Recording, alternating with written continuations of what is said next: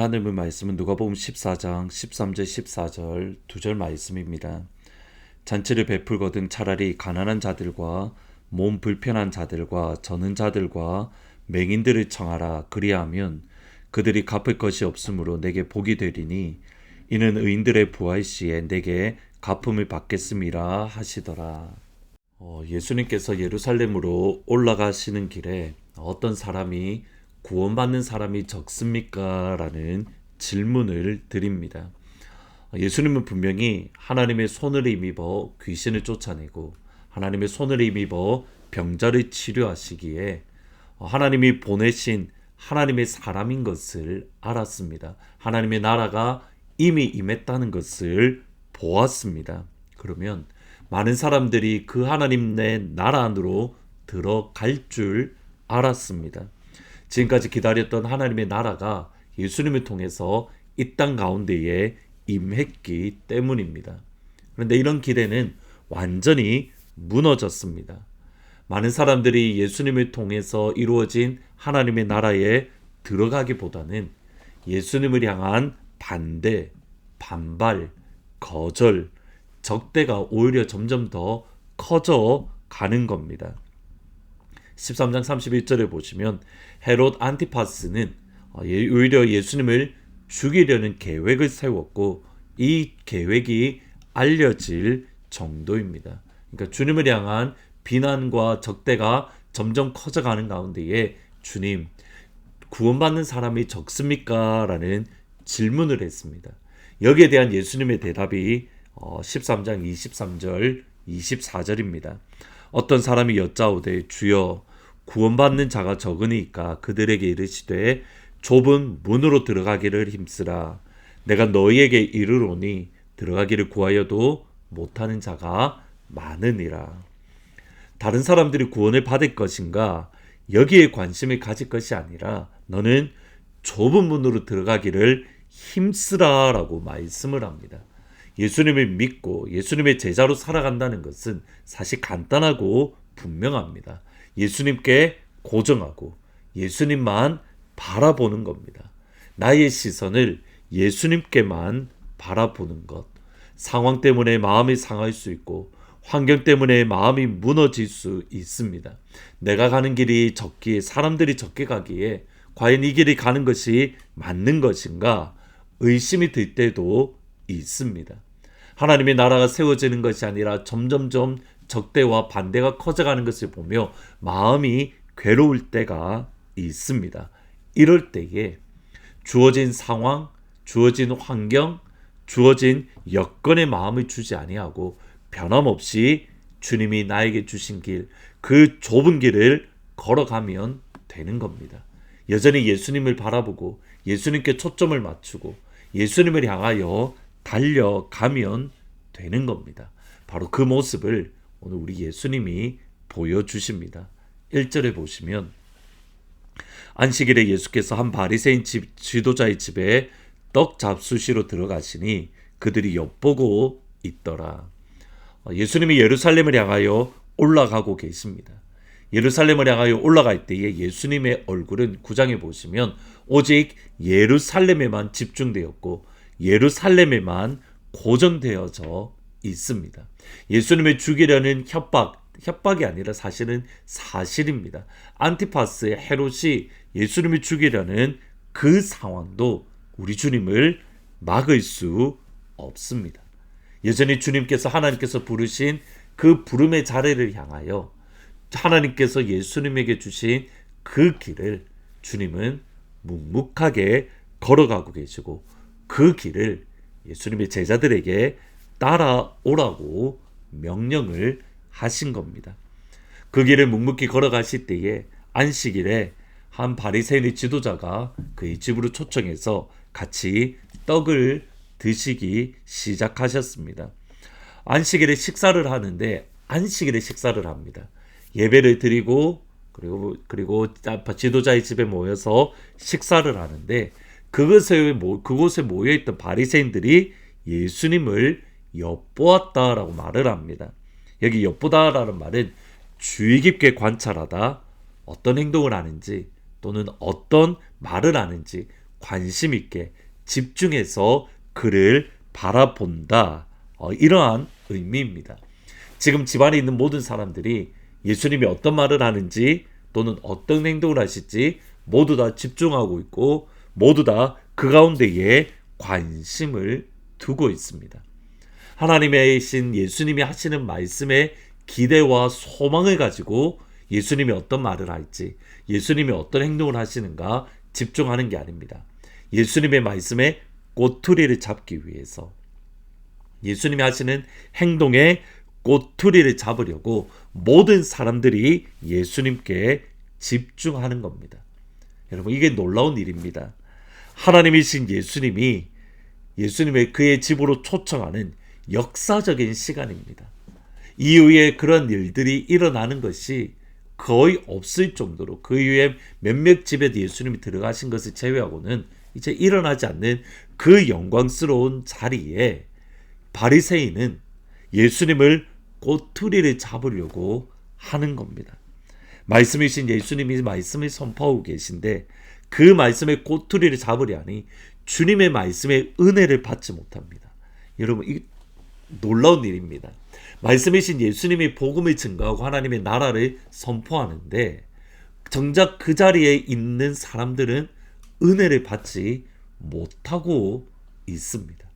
아무런 감정이 없고 오히려 그들의 마음에 분노가 가득해지고 오히려 그들의 마음이 무겁고 말씀이신 예수님이 증거하는데 오히려 그들의 마음이 괴롭다라는 그런 아이러니한 상황이 일어나는 겁니다. 최상훈 목사님이 계신데 기도는 사라지지 않는다라는 그런 책을 쓰셨습니다. 하루는 서점에 갈 일이 있어서 이렇게 갔는데 어떤 사람이 목사님이 쓰신 기도는 사라지지 않는다 그 책을 읽고 있는 겁니다. 그 사람 옆에 가서 무슨 책을 읽나 보니까 마침 그 책을 읽고 있는 겁니다. 근데 그러다가 이 사람이 책을 읽다가 목사님을 보았는데 그냥 누군지 모르니까 그냥 쑥 지나간 겁니다. 자기가 읽고 있는 책의 저자가 바로 옆에 있는데 그냥 모르고 쑥 지나갔다. 이것이 우리의 모습일 수도 있습니다. 예수님이 우리에게 말씀을 증거하는데 예수님을 못 알아볼 수 있습니다. 예수님이 우리에게 말씀을 가르쳐 주고 계신데 우리는 그 가운데 은혜를 받지 못할 수도 있다라는 겁니다. 핵심은 예수님이 말씀을 증거해도 은혜를 못 받는 사람이 있는 반면에 연약한 사람, 죄인인 사람이 복음을 증거할 때에 은혜를 받고 회복되고 돌아오는 역사들이 또 일어나더라는 겁니다. 핵심은 뭐냐면 여기에 있습니다. 누가 말씀을 증거하는가? 사실 이것도 중요하지만 그것보다 훨씬 더 중요한 것은 나의 마음의 밭입니다. 나의 마음의 밭이 돌밭이면 하나님이신 예수님의 복음을 증거하는데 그 복음의 씨앗이 열매 맺지 못합니다. 나의 마음이 가시밭이고 돌밭이면 하나님이신 예수님의 복음을 증거하는데 은혜 받지 못할 수도 있더라는 겁니다. 예수님이 무엇을 하시는지 꼬투리를 잡으려고 책 잡으려고 집중하는 그때에 수종병 걸린 사람이 있었습니다. 이렇게 수종병은 이렇게 혈액 중에 액체 성분이 이렇게 물 같은 성분이 신체 특정 부위에 차서 몸이 점점 붓는 그러한 현상입니다. 이때 환자는 끝없는 갈증에 시달린다고 합니다. 물을 마시면 목이 더욱더 말라지는 증세라고 합니다. 그래서 예수님 당시에 이 수종병 걸린 사람은 마치 돈에 환장한 사람, 돈독이 오른 사람이라고 할 때에 사용하였다라고 합니다. 물을 마셔도 갈증이 더 심해지는 것처럼 돈을 쌓아도 돈을 벌고 벌어도 갈증이 해결되지 않는 것 사이에 공통점이 있다라고 본 겁니다. 수종병 걸린 사람은 바리새인들의 법칙에는 세속적인 사람입니다. 그 사람, 수종병 걸린 사람을 본 예수님이 질문을 합니다. 3절에 보시면 예수께서 대답하여 율법교사와 바리새인들에게 이르시되 안식일에 병을 고치는 것이 합당하냐 아니하냐. 수종병 걸린 사람은 돈만 밝히는 세속적인 사람으로 영적이지 않다라고 여기는 그때에 그 사람들이 가득한 곳에서 예수님은 그를 안식일에 고쳐 주십니다. 모든 사람들이 예수님을 책 잡으려고 비난하려고 잡으려는 그 상황 속에서 우리 주님은 의도적으로 수족병 걸린 사람을 치유하시며 이를 고쳐주는 것이 합당하다고, 이를 고쳐주는 것이 아버지의 마음이라고 분명하게 선언합니다. 왜냐하면 그는 하나님 보시기에 존귀한 자이기 때문입니다. 14장 5절 6절에 보시면 또 그들에게 이르시되 너희 중에 누가 그 아들이나 소가 우물에 빠졌으면 안식일에라도 곧 끌어내지 않겠느냐 하시니 그들이 이에 대답하지 못하니라. 바리새인들을 보기에는 돈독이 오른 사람으로 부정한 사람, 세속적인 사람이지만 하나님 보시기에는 그 수종병 걸린 사람은 아들처럼 소중한 존재입니다. 사람들은 그를 비난하지만 주님의 보시기에는 아들처럼 귀중한 보석 같은 존재입니다. 우리 주님은 그를 치료해 주시면서 하나님이 보시기에 하나님의 마음을 품은 연약한 사람, 부족한 사람, 힘이 없는 사람, 그 사람도 그를 너희들도 소중하게 여기라라고 말씀을 합니다. 그것이 13절, 14절입니다. 잔치를 베풀거든 차라리 가난한 자들과 몸 불편한 자들과 저는 자들과 맹인들을 청하라. 그리하면 그들이 갚을 것이 없으므로 내게 복이 되리니 이는 의인들의 부활 시에 내게 갚음을 받겠습니다. 하나님은 우리를 하나님 가족으로 불러주셨습니다. 우리 주위에 힘이 없고 연약하고 무너진 그런 가정들, 그런 지체들을 초청해서 그들을 섬길 수 있는 그러한 우리 하늘문 가족들이 되기를 진심으로 축복합니다. 그것이 아버지의 마음을 알고 있는 하나님의 사람의 모습입니다. 분명히 연약합니다. 부족합니다. 그러나 그를 섬기는 것, 그를 격려하는 것, 그를 세우는 것, 그것이 주님의 마음이기에 그 주님의 마음에 따라 우리 주위의 연약한 성도님들, 우리 주위의 지친 성도님들, 우리 주위의 마음이 어려운 성도들을 초청해서 같이 식사를 나누며 교제하고 말씀 안에서 그들을 위로하는, 세상의 소식이 아니라 예수님의 말씀 안에서 교제하고 위로하고 세워주는 귀한 은혜가 오늘 하늘문 가족들 가운데 임하기를 주님의 이름으로 축복합니다. 기도하시겠습니다. 주님, 주님은 어떠한 가운데서도 좁은 길을 묵묵히 걸어가셨습니다. 주님이 부르신 그 길을 걸어가셨습니다. 하나님, 우리의 상황도 어렵고 쉽지는 않으나 주님의 마음을 닮아서 우리도 좁은 길을 걸어가게 하시고 또 특별히 우리 주위에 연약한 이들, 마음이 무너져 있는 이들, 지쳐 있는 이들을 초청해서 그들을 위로하고 격려하고 세워줄 수 있는 믿음의 공동체, 주님의 마음을 품은 우리 하늘문 모든 가족들이 될 수 있도록 아버지 축복하여 주옵소서. 예수님이 서문자 권사님을 신장의 수치를 회복해 하십니다. 예수님이 엔젤의 백혈구 수치를 회복해 하여 주십니다. 예수님이 지형자매를 치유하십니다. 예수님이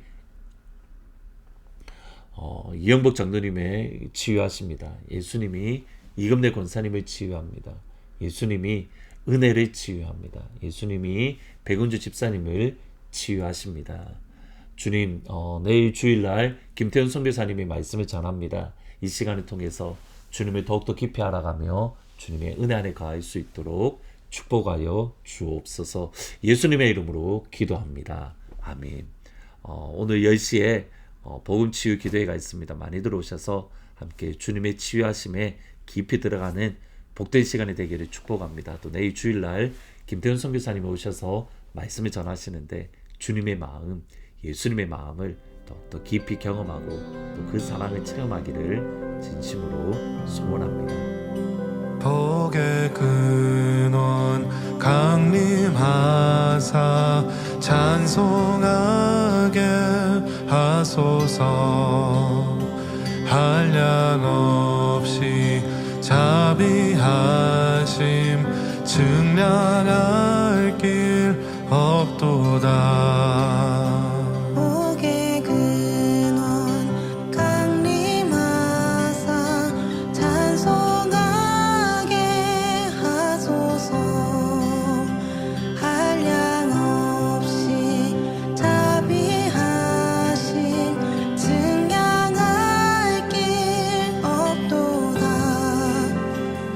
천사들의 찬송가로 나를 가르치소서.